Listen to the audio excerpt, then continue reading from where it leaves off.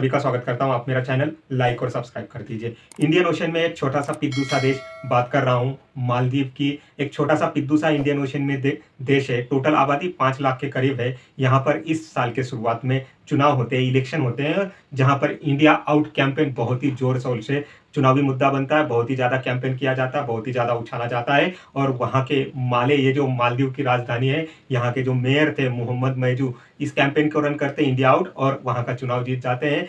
मालदीव के जो है वो प्रेसिडेंट बन जाते हैं। उसके बाद जनरली देखा गया है कि मालदीव में जो भी इलेक्शन में जीत के आता है, वो सबसे पहले अपने फॉरेन ट्रिप के लिए इंडिया को प्रायोरिटी देता है। इंडिया में, न्यू दिल्ली में आके इंडिया के लीडरशिप से बातचीत करता है। उसके बाद वो किसी और देश में जाने की योजना बनाता है। लेकिन इसके एग्जैक्ट उलट मालदीव के जो प्रेसिडेंट होते हैं मोहम्मद मैजू, इनका पॉलिटिक्स चलते हुए दिखाई देता है। मोहम्मद मैजू सबसे पहले तुर्की में जाके एर्दोगान से मिलते हैं। वहां पर तुर्की के साथ जो है वो डिफेंस ड्रोन रिलेटेड डील करते हैं। उसके बाद रिटर्न अपने देश में आते हैं। इसी बीच मालदीव में इंडिया आउट कैंपेन जो है बहुत ही जोर शोर से चालू होता है। और मालदीव में इंडिया के जितने भी मिलिट्री पर्सन डिप्लॉय हुए थे वहां पर, क्योंकि मालदीव को इंडिया ने 2 हेलीकॉप्टर ड्रोन एयरक्राफ्ट जो दिए थे, सकम भेंट स्वरूप दिए थे। क्योंकि मालदीव जो है एक आइलैंड नेशन है और उसके सैकड़ों छोटे छोटे अनमैन आइलैंड्स जो है जहां पर कोई रहता भी नहीं है, उसका मॉनिटर करने के लिए इंडिया ने जो है ड्रोन दिए हुए थे।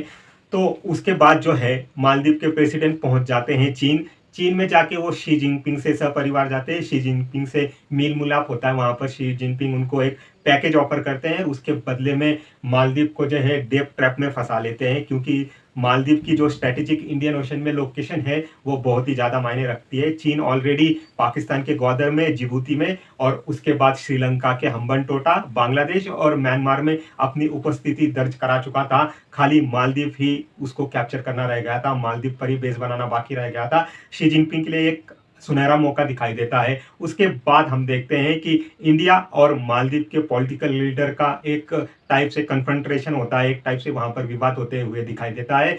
मालदीव में इंडियन मिलिट्री पर्सन्स के लिए बहुत ही ज्यादा निगेटिव बातें वहां के पॉलिटिक्स में सुनाई देती हैं। उसके बाद इंडिया डिसाइड करता है कि मालदीव में जितना भी इंडियन आर्मी का स्टाफ रखा हुआ था उनको रोल बैक किया जाए और उनको फिर इंडिया धीरे धीरे अपने देश में लेना चालू करता है। इसी बीच इंडिया के प्रधानमंत्री लक्षद्वीप पहुंच जाते हैं और लक्षद्वीप में वो लक्षद्वीप के टूरिज्म को एम्पावर करते हैं, उसको प्रमोट करते हैं, उसके एडवर्टाइज करते हैं। उसकी कुछ फोटोज जो है इंटरनेट पर वायरल होती है। उसके बाद मालदीव की तरफ से, मालदीव के ना पॉलिटिकल एंगल में बहुत ही ज्यादा मोदी के खिलाफ और भारतीय लोगों के खिलाफ, भारत के लोगों के खिलाफ अभद्र भाषा इस्तेमाल की जाती है। बहुत ही उल्टा सीधा भारत को कहा जाता है। उसके बाद हम देखते हैं कि मालदीव में एक टाइप से जितने भी विजिटर्स, पर्यटक आते थे, जिसमें भारत के विजिटर्स, पर्यटक की संख्या बहुत ही ज्यादा होती है, उसमें एक डिक्लाइन दिखाई देता है। ऑलरेडी मालदीव जो था कोविड में फाइनेंशियल क्राइसिस में फंसा हुआ था, लेकिन कोविड के बाद मालदीव एक उभरता हुआ दिखाई दे रहा था फाइनेंशियल क्राइसिस में। लेकिन ये जो एक ब्लंडर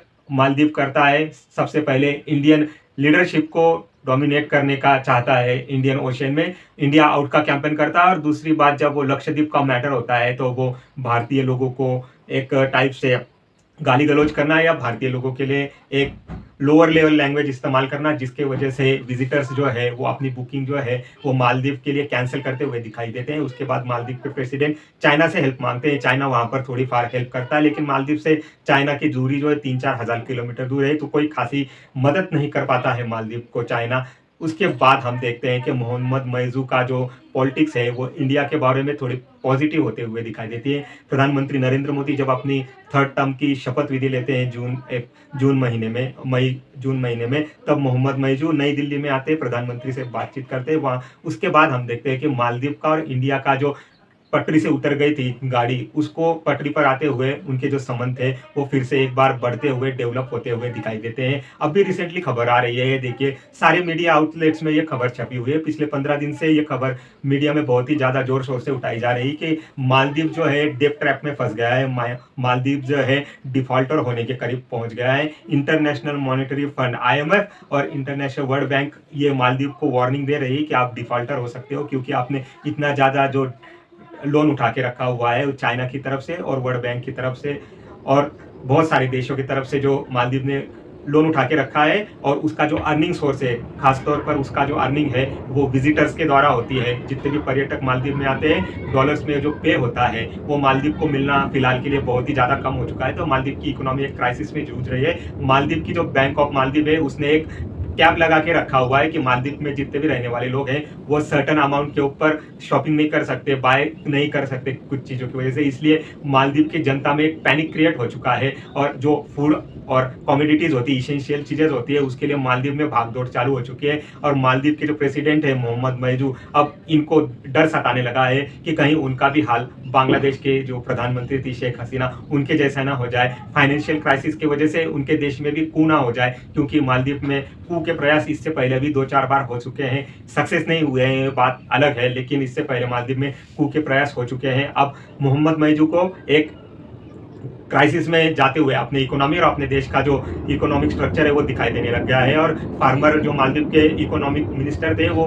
मोहम्मद मैजू को वार्न कर रहे हैं कि आने वाला समय मालदीव की इकोनॉमी के लिए और मालदीव की जनता के लिए बहुत ही दिक्कत वाला, बहुत ही परेशानी वाला होगा। अब ये इंडियन ओशन में मालदीव के जो स्ट्रेटेजिक लोकेशन है, इससे पहले इंडिया ने जो है श्रीलंका को भी हेल्प करके इकोनॉमिक क्राइसिस से 3-4 साल पहले ही बचाया हुआ है। अब ये मालदीव में जो इकोनॉमिक क्राइसिस डेवलप हो रहा है, जिसकी वजह से मालदीव के डिफॉल्टर होने के चांसेस जो है वो बढ़ते जा रहे हैं। क्या इसमें इंडिया एंट्री लेता है और इकोनॉमिकली मालदीव को कुछ हेल्प करता है, कुछ मदद करता है, कुछ पैकेज आउट करता है, ये देखने वाला होगा। फिलहाल के लिए आप मेरा channel transmedia forum like subscribe कीजिए, इसमें कुछ फर्दर न्यूज निकल के आती मैं आपके साथ शेयर करूंगा। Thank you very much.